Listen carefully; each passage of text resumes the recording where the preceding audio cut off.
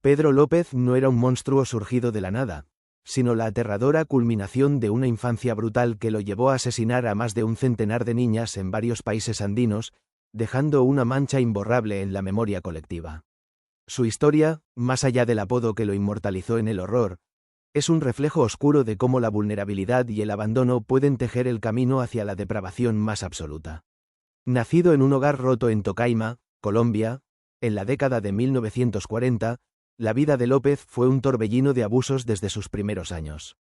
Abandonado por su madre, quien lo entregó a una tía, sufrió maltratos constantes que culminaron en un abuso sexual a manos de su maestra a los 8 años.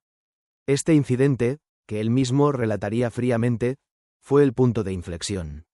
A los 11 años, huyó de casa, inmerso en una calle que no le ofrecía más que un ecosistema de violencia y supervivencia. ¿Cómo una vida tan joven pudo desviarse de manera tan catastrófica, convirtiéndose en el depredador que fue?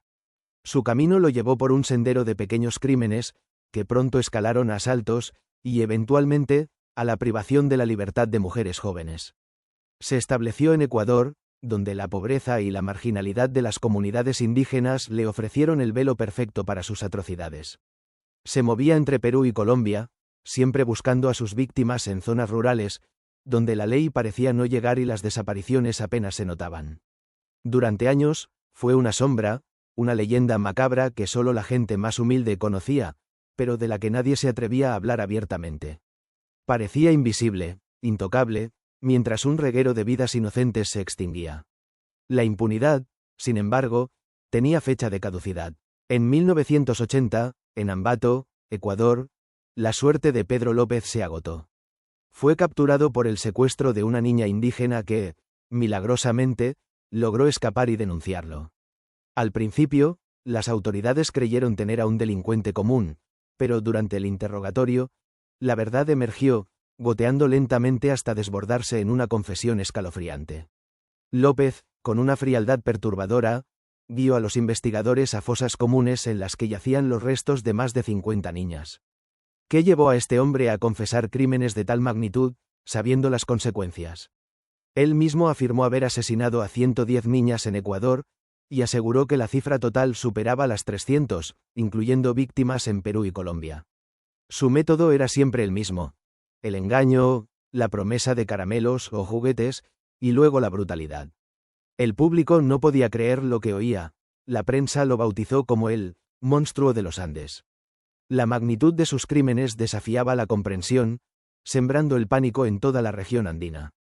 La sociedad se preguntaba cómo un solo hombre pudo haber eludido la justicia durante tanto tiempo, llevando a cabo una masacre silenciosa que solo él conocía.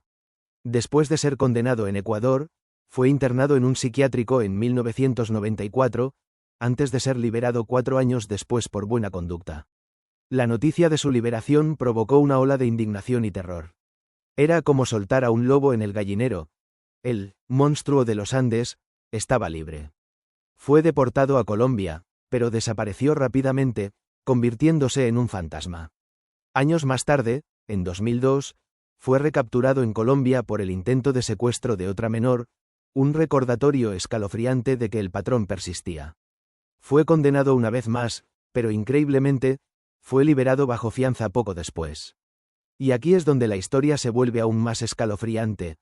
Pedro López se desvaneció sin dejar rastro, su paradero es desconocido hasta el día de hoy.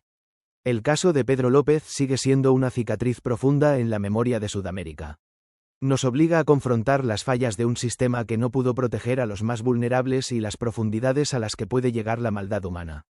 Su historia no es solo la de un asesino en serie, sino un testimonio sombrío de las consecuencias devastadoras del abandono, la violencia sistemática y la invisibilidad social que muchas veces condena a los más desfavorecidos.